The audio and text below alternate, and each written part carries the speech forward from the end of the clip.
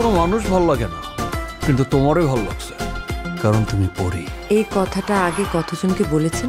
বাংলাদেশের বিনোদন দুনিয়ার নতুন ঝড়। শাকিব খানকে নিয়ে বিস্ফোরক মন্তব্য করলেন মিমি চক্রবর্তী। বাংলাদেশের চলচ্চিত্র অঙ্গনে যেন বিতর্ক থামছেই না। একদিকে শাকিব খান, অপু বিশ্বাস আর বুবলিকে ঘিরে টানা আলোচনার ঝড়, আর ঠিক সেই সময়ই ওপার বাংলার জনপ্রিয় নায়িকা মিমি চক্রবর্তী মুখ খুললেন।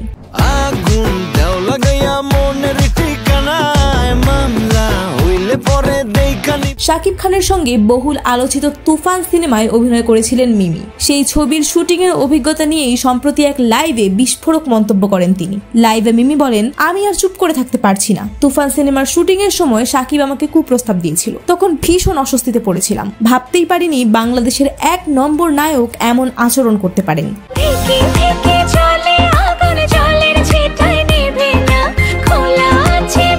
তিনি আরো যোগ করেন, একজন মানুষের ব্যক্তিগত জীবন যেমনই হোক, কাজের জায়গায় তো পেশাদারিত্ব থাকা উচিত, অথচ আমি সেখানে সেটার উল্টোটা দেখেছি। সত্যি বলতে যদি আগে থেকে জানতাম তাহলে তার সঙ্গে কাজই করতাম না। মিমির এই মন্তব্যে ভক্তদের মধ্যে চাঞ্চল্য তৈরি হয়েছে। ইতিমধ্যেই নেট দুনিয়ায় তীব্র আলোচনার ঝড় উঠেছে। অনেকেই প্রশ্ন তুলেছেন, বাংলাদেশের মেগাস্টার শাকিব খানের ব্যক্তিগত ও পেশাদার জীবনের নানা বিতর্কের সঙ্গে এই অভিযোগ নতুন কোনো অধ্যায় যোগ করবে কিনা।